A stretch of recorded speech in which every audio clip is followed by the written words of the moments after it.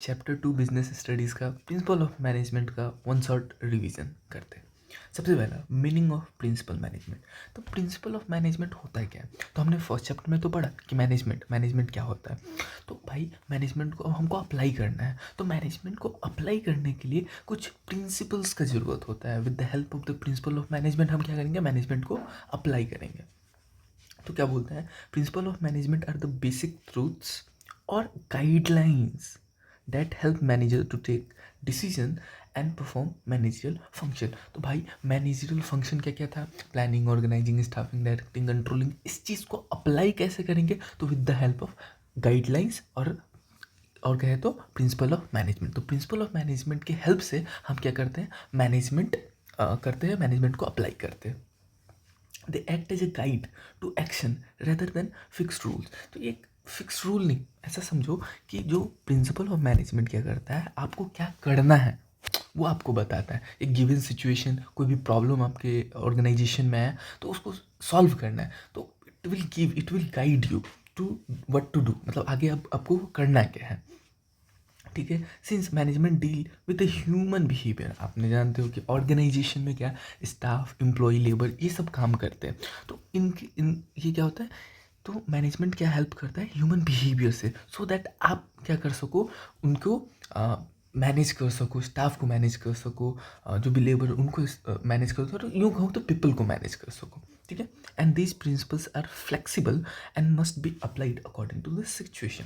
अब देखो मैनेजमेंट क्या होता है, फ्लेक्सिबल होता है, क्योंकि हर एक ऑर्गेनाइजेशन अलग अलग होता है, अलग अलग उसका साइज़ होता है, उसका अलग अलग सेक्टर होता है। तो ये बोलता है कि जो मैनेजमेंट का जो प्रिंसिपल्स लिखा हुआ है ना, वो आप अपने हिसाब से मॉडिफाई कर सकते हो, अपने हिसाब से उसको जहाँ पे ज़रूरत है आप उस हिसाब से आप अप्लाई कर सकते हो। तो जैसे यहाँ पे बोला गया कि प्रमोशन में भी बेस्ड ऑन सीनियरिटी और मेरिट।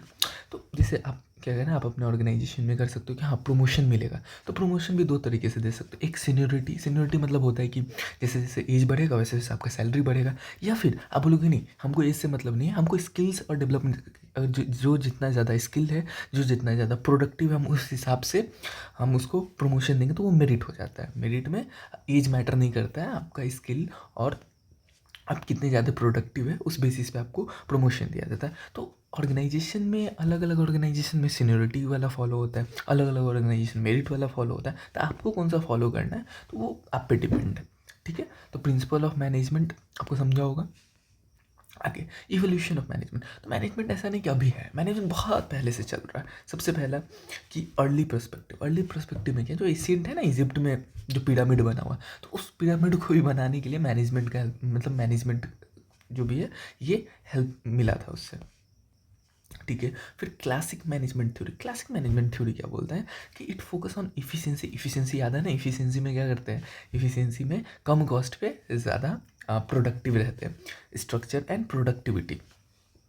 तो क्लासिक मैनेजमेंट में क्या आता है, साइंटिफिक मैनेजमेंट इसी में इंक्लूडेड है, एडमिनिस्ट्रेटिव थ्योरी इसी में है, ब्यूरोक्रेसी, वेबर इसी में। तो मेनली हमको इस चैप्टर में ये दोनों पढ़ना है, एक साइंटिफिक मैनेजमेंट जो कि F.W. टेलर ने दिया था, और एक एडमिनिस्ट्रेटिव थ्योरी जो फियोलॉजी ने दिया। चलिए, फिर न्यू क्लासिक थ्योरी, ये क्या बोलता है, न्यू क्लासिक थ्योरी ना मेनली ह्यूमन के बिहेवियर के बारे में, ह्यूमन का नीड्स क्या है, उसका इमोशन क्या है, उसको उसका सोशल रिलेशन, तो मेनली ह्यूमन को मैनेज करने के लिए कि कैसे मैनेज करें वो न्यू सोशल थ्योरी बोलता है। फिर बिहेवियरल साइंस अप्रोच क्या बोलता है, तो इसमें हम साइकोलॉजी और सोशियोलॉजी का यूज़ करते हैं, जिससे मतलब एम्प्लॉय को सेटिस्फैक्शन कैसे मिले, या फिर एम्प्लॉय का डेवलपमेंट या खुद का डेवलपमेंट कैसे हो, तो ये बिहेवियरल साइंस अप्रोच बोलता है। अगला मैनेजमेंट साइंस क्या है, मैनेजमेंट साइंस में ना हम डेटा का यूज़ करते हैं। डेटा मतलब क्वांटिटेटिव डेटा का यूज़ करते हैं, जैसे मैथमेटिक्स हो गया, स्टैटिक्स हो गया, ऑपरेशनल रिसर्च हो गया, इस बेसिस पे हम क्या करते हैं, मैनेज करने का कोशिश करते हैं ऑर्गेनाइजेशन को। अगला क्या है, मॉडर्न मैनेजमेंट में क्या है कि ऑर्गेनाइजेशन मतलब मॉडर्न मैनेजमेंट में क्या बोलता है ना, इसमें सिंपली यही बोलता है कि आप अपने ऑर्गेनाइजेशन को मैनेज करोगे अकॉर्डिंग टू द सिचुएशन, मतलब जो सिचुएशन आपके इन बिजनेस में होएगा, तो उस हिसाब से ही वैसा ही आप प्रिंसिपल लगाओगे। ठीक है। तो अलग अलग जगह, जैसे हमने ऊपर भी पढ़ा कि अलग अलग ऑर्गेनाइजेशन में अलग अलग मैनेजमेंट प्रिंसिपल्स लगेंगे, अलग अलग सिचुएशन में अलग अलग मैनेजमेंट प्रिंसिपल्स लगेंगे, तो वो मॉडर्न मैनेजमेंट में बात किया जाता है। तो हमने क्या पढ़ा अभी कि मैनेजमेंट का इवोल्यूशन कहाँ से कहाँ तक आया। अगला, अब क्या होता है नेचर या कैरेक्टरिस्टिक्स। प्रिंसिपल ऑफ मैनेजमेंट का क्या नेचर है, क्या कैरेक्टरिस्टिक्स है। तो सबसे पहला नेचर क्या है, यूनिवर्सली एप्लीकेबिलिटी। कि भाई हमने पढ़ा था कि मैनेजमेंट हर जगह ज़रूरत है, याद है ना, फर्स्ट चैप्टर में हमने पढ़ा था कि मैनेजमेंट हर जगह ज़रूरत है। तो उसी तरीके से ये जो प्रिंसिपल ऑफ मैनेजमेंट है, ये भी क्योंकि मैनेजमेंट ज़रूरी है, अब मैनेजमेंट को भाई इम्प्लीमेंट करना है तो हमको प्रिंसिपल ऑफ मैनेजमेंट का ज़रूरत पड़ेगा, क्योंकि उसी की हेल्प से तो हम मैनेजमेंट को मैनेज करते हैं, मैनेजमेंट अप्लाई करते हैं। तो so that principal of management भी हर एक ऑर्गेनाइजेशन में ज़रूरत होगा, वो भले बिजनेस हो या नॉन बिजनेस हो, स्मॉल लार्ज पब्लिक प्राइवेट कोई भी फॉर्म हो, प्रिंसिपल ऑफ मैनेजमेंट सारे जगह अप्लीकेबल होगा। बस क्या होगा ना, मान लो फॉर्म ए में कुछ अलग तरीके से प्रिंसिपल ऑफ मैनेजमेंट अप्लाई होगा और फॉर्म बी में कुछ अलग तरीके से, क्योंकि अलग अलग ऑर्गेनाइजेशन अलग अलग होता है, तो यही बोला डिग्री ऑफ एप्लीकेशन में भी डिफर। अगला, जनरल गाइडलाइंस। तो अब क्या है ना, जो प्रिंसिपल ऑफ मैनेजमेंट है वो आपको एक डायरेक्शन देता है कि हाँ भाई आपके ऑर्गेनाइजेशन में कुछ प्रॉब्लम हुआ तो इसका सॉल्यूशन कैसे किया जा सकता है। ठीक है, मान लो आपके ऑर्गेनाइजेशन में प्रोडक्टिव नहीं है, एम्प्लॉय प्रोडक्टिव नहीं है, तो उसमें क्या करेगा, तो उसमें डिसिप्लिन लाने की ज़रूरत है। तो वो आपको इतना ही बताएगा, बट डिसिप्लिन लाना, उसको कैसे अप्लाई करना, वो आपके ऊपर है, वो ऑर्गेनाइजेशन के ऊपर है। तो ये बोल रहा है, एक प्रोवाइड डायरेक्शन, एक डायरेक्शन तो प्रोवाइड कर देगा, हाँ कि गिवन सिचुएशन है, गिवन प्रॉब्लम है, इसको सॉल्व कैसे कर सकते हैं, तो उसका ये सॉल्यूशन तो बता देगा, बट हाँ पूरा आके आप वो अप्लाई तो आप ही को करना पड़ेगा, नॉट रेडीमेड सॉल्यूशन कि हाँ वो सॉल्व हो ही जाएगा, या फिर एग्जैक्ट साइंस की तरह कि कॉज एंड इफेक्ट ये करेंगे तो ये हो ही जाएगा, ऐसा नहीं होता है। अगला, manager must use judgement while applying them. तो मैनेजमेंट अपना बुद्धि भी यूज़ करे कि जब प्रिंसिपल ऑफ मैनेजमेंट अप्लाई करेगा तो। अगला, form by practice and experimentation. अब समझो, जैसे मैनेजमेंट क्या होता है, मैनेजमेंट एक्सपेरिमेंटेशन से, ये भी प्रिंसिपल्स जो लिखा हुआ है ना बहुत सारे, जो आगे हम बढ़ेंगे, ये भी प्रैक्टिस, मतलब जितना ज़्यादा इसको अप्लाई किया गया, अप्लाई करके देखा गया कि हाँ भाई ये चीज़ काम करता है, ये प्रिंसिपल काम करता है, तो भाई अगर ये सारे ऑर्गेनाइजेशन में मैक्सिमम टाइम काम करता है तो उसको लिख दिया गया प्रिंसिपल्स में कि हाँ डिवीजन ऑफ वर्क, ये काम कर रहा है प्रिंसिपल, मतलब अलग अलग लोग अलग अलग काम करेगा, ये अच्छा एक प्रिंसिपल है और ये हर एक ऑर्गेनाइजेशन में काम करे, तो उसको एज एन प्रिंसिपल में लिख दिया गया। इसको पहले एक्सपेरिमेंट किया गया, तो ये काम किया, फिर इसको लिख दिया, तो यही बोल रहा है, it develop through experience, observation and experimentation. ठीक है, जैसे देखा गया कि भाई जहाँ पे डिसिप्लिन होता है वहाँ पे परफॉर्मेंस बेहतर होता है। ठीक है। अगला, फ्लेक्सिबिलिटी। फ्लेक्सिबिलिटी क्या बोलता है कि आप देखो, फिर प्रिंसिपल ऑफ मैनेजमेंट तो लिखा हुआ है कि हाँ भाई principal of management division of work करना है, या फिर साइंटिफिक प्रिंसिपल्स यूज़ करना है, जो भी, लेकिन ये एग्जैक्टली हर जगह या एग्जैक्टली ऐसे अप्लाई कर सकते हैं कि नहीं, फ्लेक्सिबल रहना हो रहा है। क्योंकि देखो, मैनेजमेंट जो हम अप्लाई कर रहे हैं वो ऑर्गेनाइजेशन में अप्लाई कर रहे हैं, और ऑर्गेनाइजेशन में रहते हैं कौन, एम्प्लॉय, लेबर, स्टाफ, जो कि ह्यूमन होते हैं। और ह्यूमन का क्या होता है, ह्यूमन नेचर आप डायरेक्टली जज नहीं कर सकते हो। ठीक है, तो दैट्स वाई ये रिजिड नहीं होना चाहिए, ये फ्लेक्सिबल होना चाहिए। अपने बिजनेस कंडीशन, अपने बिजनेस ऑपरेशन, जो भी बिजनेस चल रहा है उस हिसाब से आप एडजस्ट करोगे, तो it can be adjusted according to the business situation, जो भी आपका सिचुएशन डिमांड कर रहा है वैसा आप अप्लाई करोगे। नेक्स्ट क्या है, मेनली बिहेवियरल। बिहेवियरल हमने समझा कि भाई जो भी ऑर्गेनाइजेशन में आप मैनेजमेंट अप्लाई करने वाले हो वहाँ पे क्या है, लोग हैं, एम्प्लॉय है, लेबर स्टाफ है, तो वो that's why it focus on human behaviour and relationship. कैसे कैसे आप एम्प्लॉय या स्टाफ के साथ अच्छा रिलेशन बना सकते हो, सो दैट वो प्रोडक्टिव काम करे, वो अच्छे से काम करे। तो that's why it focus on human behaviour and relationship and help to manage people effectively. आपको प्रिंसिपल ऑफ मैनेजमेंट क्या करता है, लोगों को, पीपल को इफेक्टिवली मैनेज करने में हेल्प करता है, सो दैट आपका फर्म का प्रोडक्टिविटी बढ़े।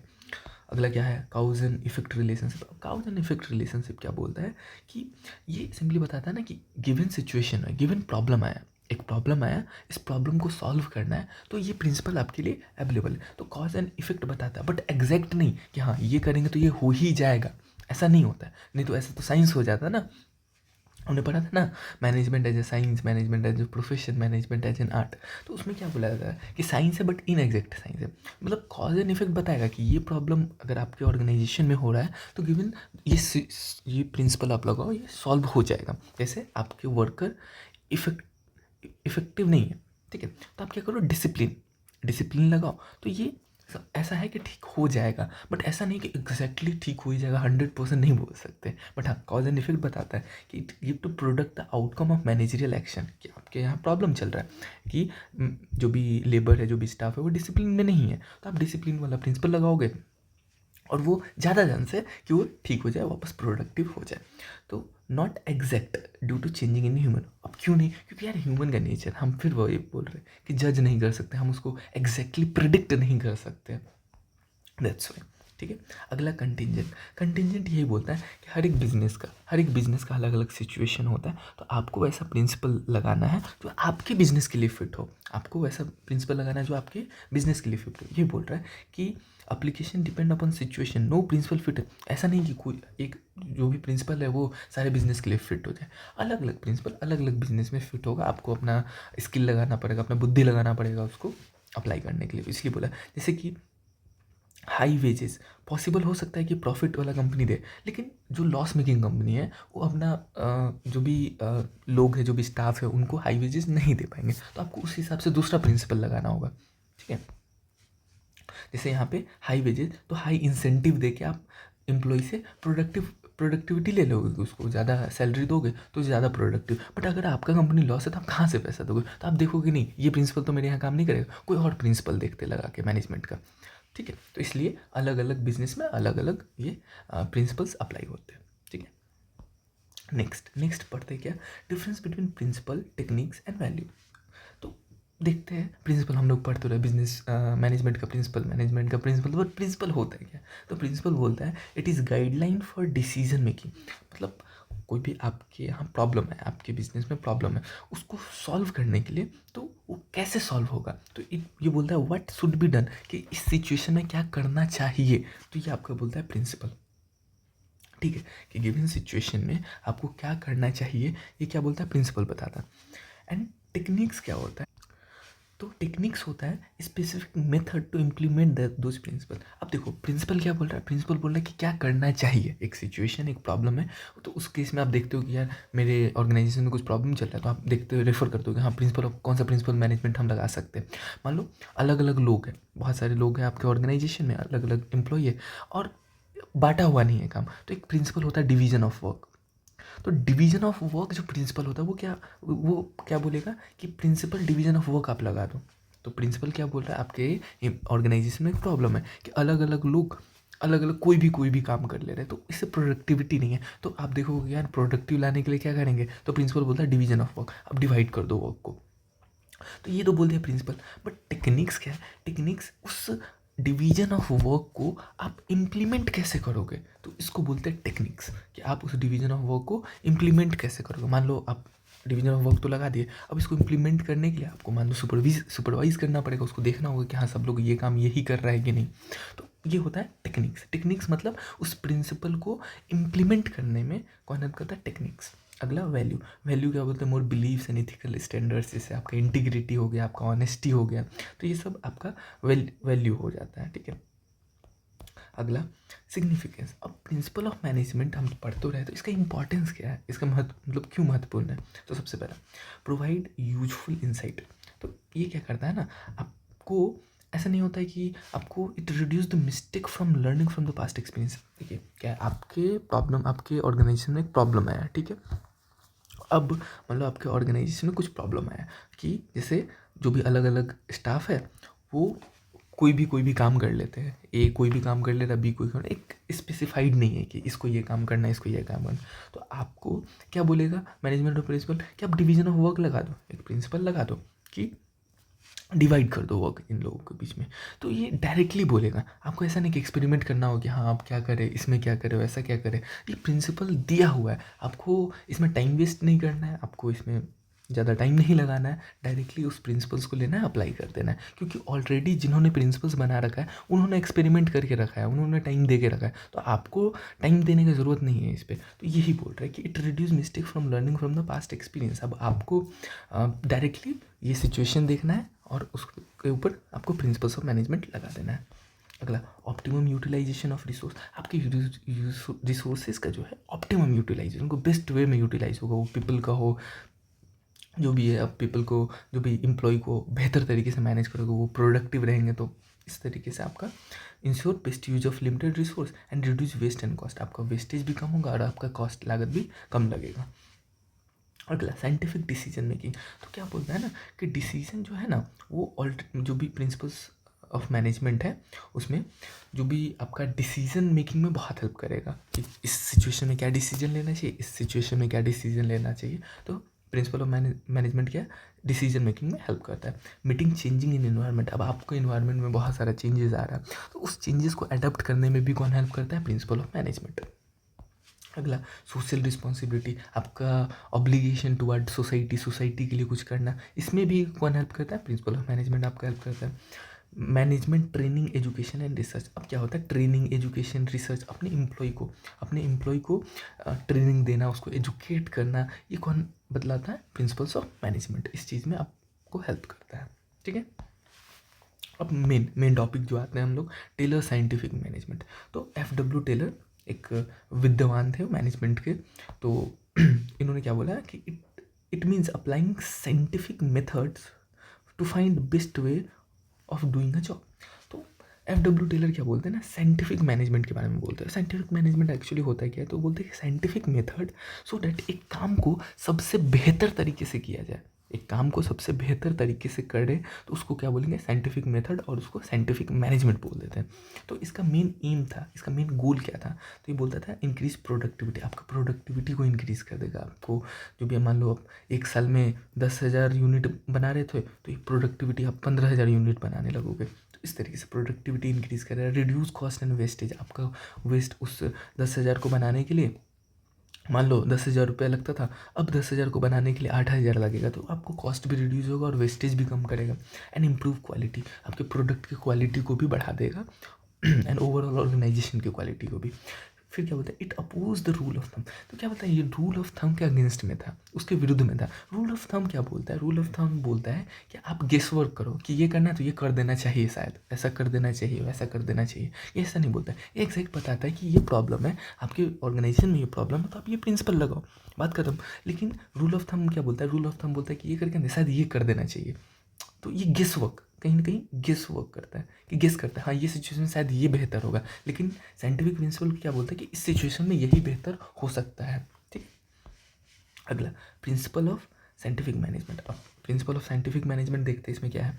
सबसे पहले बोलता है it is science not rule of thumb. सबसे पहले हमने पढ़ा कि ये साइंस है, ये एक्सपेरिमेंट किया हुआ है कि भाई बहुत सारे ऑर्गेनाइजेशन में एक प्रॉब्लम था, उसके बेसिस पे एक सॉल्यूशन निकाला गया और उसको प्रिंसिपल्स में लिख दिया गया कि ये प्रिंसिपल ऑफ मैनेजमेंट में।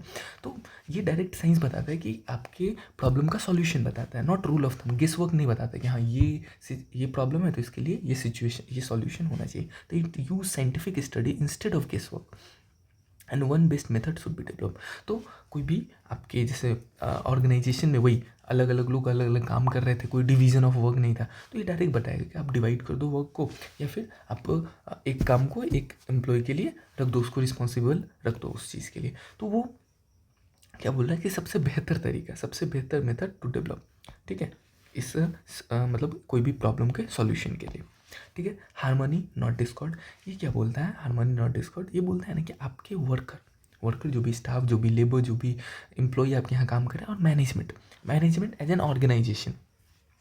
तो बोलता है इन दोनों के बीच में कॉपरेशन होना चाहिए, सो दैट कि मतलब इनको बताना चाहिए कि भाई वर्कर से मैनेजमेंट है, मैनेजमेंट से वर्कर है, और दोनों एक दूसरे के लिए ज़रूरी है। तो यही बोलता है कि दोनों के बीच में हार्मनी होना चाहिए, वर्कर के बीच में भी और जो मैनेजमेंट है, जो ओनर है समझो उस तरीके से, तो उन दोनों के बीच में हार्मनी होना चाहिए, सो दैट आपका ऑर्गेनाइजेशन प्रोडक्टिव रहे। ऐसा ना हो कि वर्कर स्ट्राइक पे जा रहे हैं, तो ये सब चीज़ मतलब ना हो इसमें। Sharing of profit for mutual benefit ऐसा होना चाहिए, अगर कोई भी वर्कर बेहतर काम कर रहे हैं तो आप उनको इंसेंटिव दो, अपने प्रॉफिट का कुछ हिस्सा दो, बोनस दो। तो यही बोलता है हार्मनी नॉट डिस्कॉर्ड। अगला कॉपरेशन नॉट इंडिविजुअल। तो ये जो कॉपरेशन नॉट इंडिविजुअल है, ये इसी का एक्सटेंशन है, किसका? Harmony not Discord. ये बोलता है this principle is an extension of principle of harmony and not Discord. तो उसी का एक्सटेंडेड वर्जन है।